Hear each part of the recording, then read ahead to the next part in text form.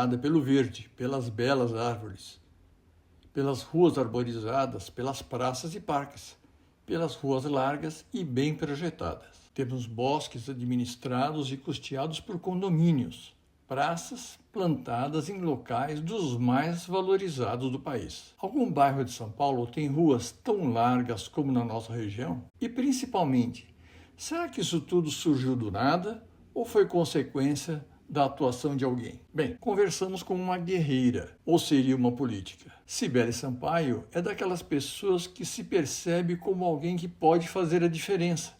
E como diz a frase, ela saiu do sofá para mostrar sua liderança, sua vontade de fazer o bem para o coletivo, para a comunidade. A dona Cibele Sampaio é uma liderança. Ela não se intitula uma liderança, mas as suas realizações estão aqui, na nossa região, e o desfrutamos dela sem perceber ou conhecer a sua história. Vamos conhecer um pouco sobre a Cibele Sampaio? Cibele Martins Sampaio, isso, Cibele Sampaio.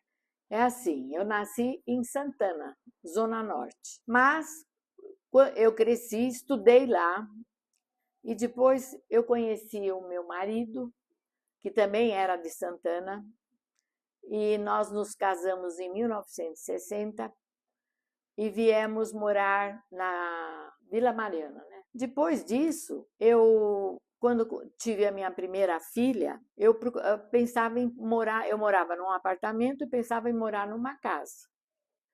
Aí meu sogro, que era também, ele já era de Santana, mas já morava aqui na Zona Sul há muito mais tempo do que a gente, ele falou assim, espera um pouquinho, eu acho que eu fiz um negócio aí, entrou uma casa lá olha, mas lá é muito longe, porque ele morava na Avenida Santo Amaro. Ele falava, mas é muito longe lá, tem que descer lá embaixo. Eu falava, tudo bem, vamos olhar a casa? Vamos. Então, um dia eu vim olhar a casa com ele dirigindo um Fusca, que naquela época era o melhor carro que existia.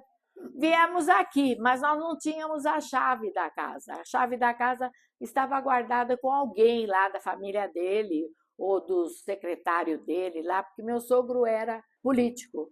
E nessa época, meu sogro já era deputado federal, Cantídio Nogueira Sampaio. E aí eu falei, nossa, mas que lugar, meu Deus, era tudo descampado, lá para baixo. Aqui era um... Não tinha da minha casa para lá, era tudo... Era descampado. Eram terrenos, ou uma outra casa.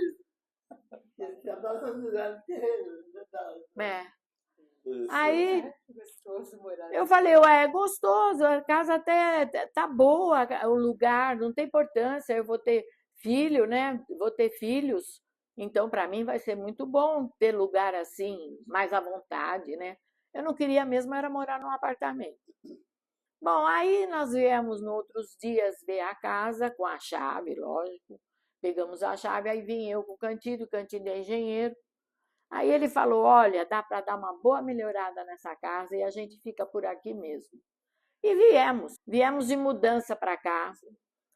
Minhas filhas já estavam, duas já tinham nascido.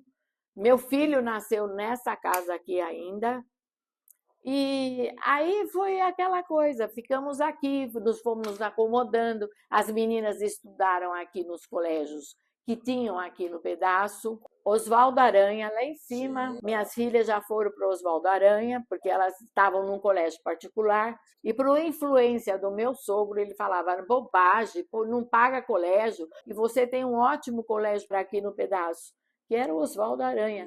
O Oswaldo Aranha era um colégio considerado um dos melhores, porque ele tinha até teatro. As meninas estudaram lá, foi muito bom. Então, foi isso que aconteceu. Acabamos vindo para cá, nos adaptamos e começamos a fazer amizades aqui no bairro. Eu tinha amizades aqui muito boas. Foi para frente. Quando as meninas já começaram a crescer muito, eu vi que alguma coisa estava faltando para mim. Eu, nessa época, não estava mais trabalhando fora. Mas eu estava aqui pensando, por que não? Vamos ver o que a gente pode fazer pelo bairro. Aí comecei a me interessar por assuntos urbanísticos. Apesar de eu não ser formada em arquitetura nem nada, comecei a ter interesse em estudos urbanísticos. Então, fiquei vendo que aqui o bairro era muito bom, muito bem desenhado, planejado e que tinha um pessoal muito bom que morava aqui e comecei a procurar, então, quem que poderia me auxiliar nisso que eu estava com vontade de fazer. Alguma coisa eu tinha que fazer. Foi aí que eu conheci o pessoal do movimento Defenda São Paulo, pelo professor Cândido Malta, que era um professor de arquitetura da FAO, sobre o que era um bairro, como que a gente poderia cuidar desse bairro, transformar numa coisa gostosa de se viver, uma comunidade. E aí eu fui atrás. E daí foram surgindo diversas pessoas com quem eu tive contato, pessoas que me ensinaram muita coisa. Eu comecei aí nos encontros, né? Naquela época era encontro que a gente fazia no escritório do professor mesmo, do professor Cândido Malta. No escritório do professor era o nosso ponto de encontro.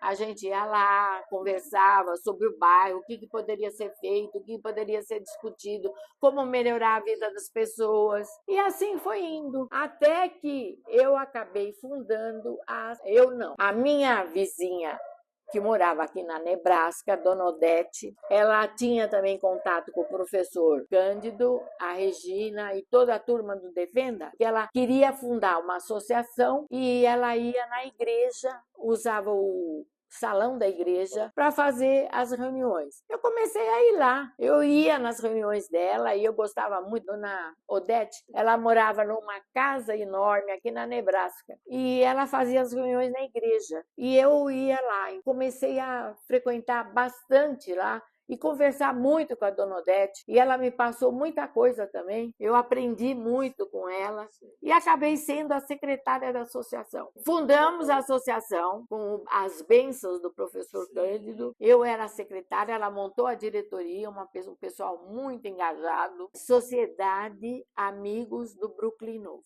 E daí foi indo. Aí o que aconteceu? Dona Odete, de repente, morre num desastre. Assim, uma coisa também repentina, sem ninguém esperar. Aí eu pensei, o que nós vamos fazer, né? Conversei com as outras pessoas da diretoria. Vamos continuar com a associação? Sim, porque era um desejo dela. E continuamos, então, com a associação. Tivemos que mudar toda a diretoria. Aí fui aprender como é que se fazia isso? Presidente, vice-presidente, a diretoria toda tinha que ser montada. Montamos a diretoria e eu continuei com a associação. Foi isso, daí que surgiu a Sabron. Era já o nome dela, ela tinha escolhido esse nome e com esse nome continuou. Primeiro foi o meio ambiente, então foi o meio ambiente. Aí foram feitas aquelas praças em frente da igreja.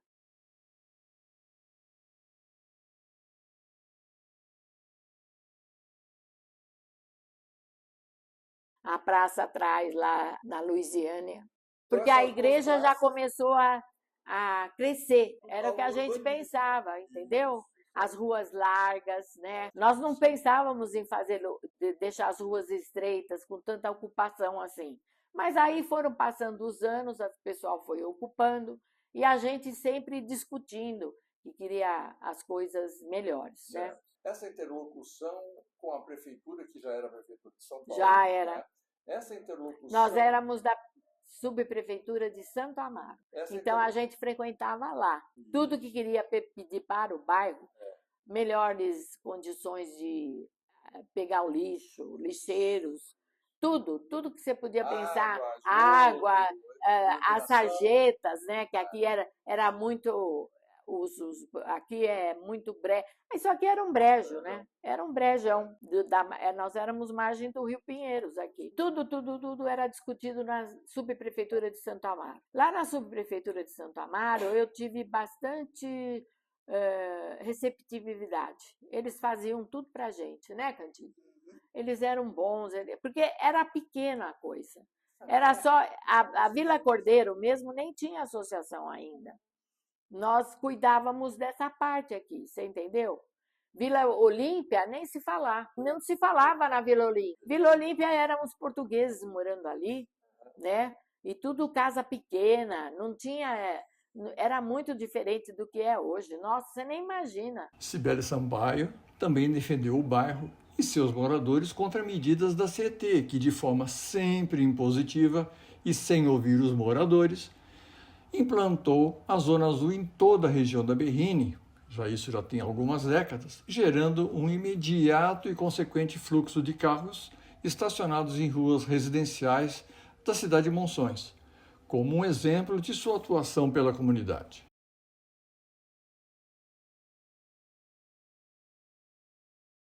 Então, nós cuidávamos sem muito objetivo, cuidávamos da Vila Olímpia, da Vila Cordeiro, esse lado aqui de Santo Amaro. Quando nós fomos houve essa divisão na prefeitura e nós fomos para a subprefeitura de Pinheiros, para nós foi um horror.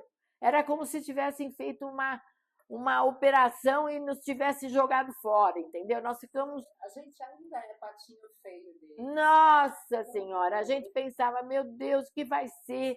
E agora vamos ter... Eles gostam dos jardins, eles gostam do pessoal ali da Vila Pinheiros, Vila Madalena, que é o melhor, Pinheiro. Olha, até há pouco tempo era isso mesmo que você está falando, viu?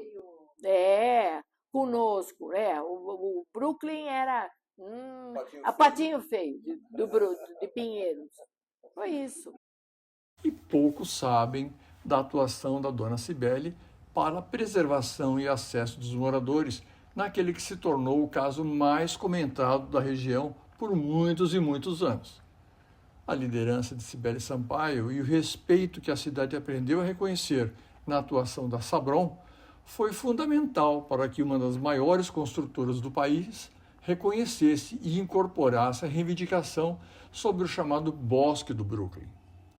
Quando da construção do condomínio entre a Padre Antônio, a Portugal e a Avenida Santo Amaro estava em franco andamento, negociações com a construtora fizeram com que o Bosque do Brooklyn, uma fração de Mata Atlântica em plena Avenida Santo Amaro, viesse a se tornar um parque, com seus custos de manutenção incorporado aos condôminos do empreendimento.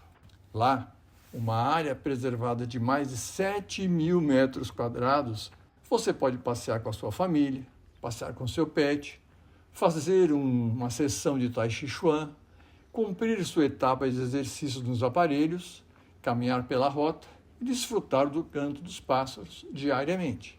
Isso e muito mais são frutos de um trabalho muitas vezes silencioso, muitas vezes despretensioso, mas sempre bem organizado, sempre bem fundamentado, sempre bem argumentado, que fez com que dona Cibele Sampaio não fosse apenas uma cidadã do Brooklyn região, uma liderança que pensa no coletivo e faz com que a nossa região seja muito mais agradável. Nós vamos voltar a entrevistar a dona Cibele Sampaio. Ela tem muita história para contar sobre a nossa região.